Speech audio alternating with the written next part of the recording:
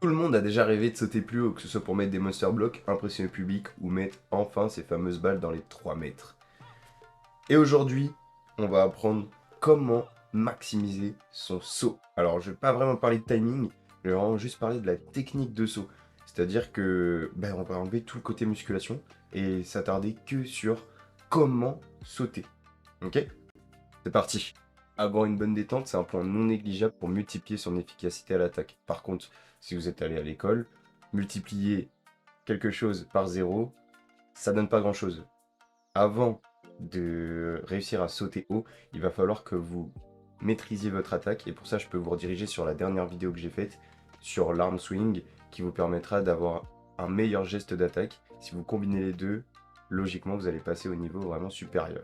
Donc comme je vous ai dit, le saut, c'est un élément très technique. Beaucoup passent par la musculation pour maximiser la force dans les jambes, mais on doit aussi passer par l'apprentissage de cette technique pour maximiser nos chances de sauter haut. Du coup, c'est parti, on commence directement avec les premières astuces qui vont être d'affiner nos appuis. Dans les appuis, il y a plusieurs catégories, enfin plusieurs types d'appuis qu'il va falloir qu'on maîtrise. On va souvent nous parler de 3 pas quand on va jouer au volley. Moi, je préfère en retenir que 2 parce que c'est les deux les plus importants pour sauter. Je parle uniquement du saut, pas du timing en général. On va avoir tout d'abord le penultimate step.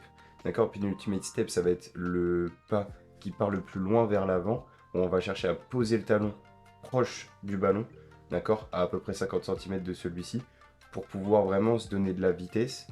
Et ensuite, on aura le plan de foot. Du coup, là, ça va être notre dernier appui qui va venir chercher euh, à se poser devant le penultimate step.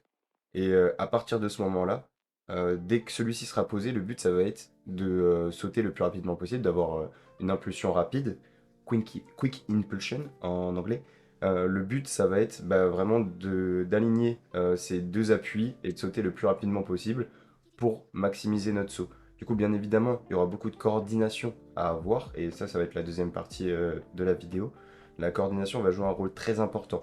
On va avoir l'utilisation des bras qui va être très importante lors de notre saut parce que ça va être quelque chose qui peut nous aider à nous envoler, à garder une certaine longueur dans les airs.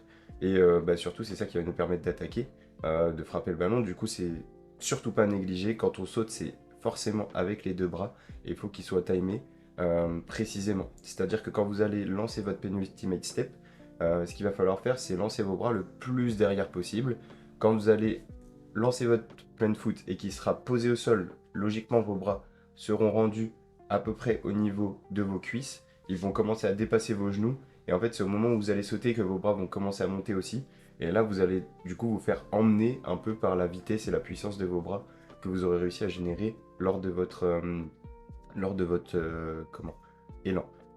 Il va aussi falloir, du coup, dans la coordination, mélanger beaucoup de vitesse, parce que la vitesse, c'est ce qui va nous créer de la puissance, etc. Je l'avais dit dans l'autre vidéo, ça marche exactement pareil ici. Euh, Beaucoup vont miser sur la force pour sauter haut. Derrière, il faut être capable d'aller très vite aussi, et le volley, c'est un sport qui se joue assez rapidement. Si vous êtes meilleur en vitesse, vous serez beaucoup plus efficace que quelqu'un qui sera meilleur en force. Pour la troisième partie, on va parler plutôt du coup de l'aspect posture du saut. C'est très important de garder une posture assez droite. Alors on va être légèrement incliné vers l'avant parce qu'on va se donner un certain élan. Du coup on va être légèrement incliné vers l'avant au niveau du buste. Par contre les hanches doivent rester à une certaine distance du sol. Et pendant le penultimate step, le plein foot et le saut, on va essayer de garder ses hanches à la même hauteur. De ne surtout pas charger notre saut entre guillemets pour éviter de perdre en énergie, de perdre en vitesse.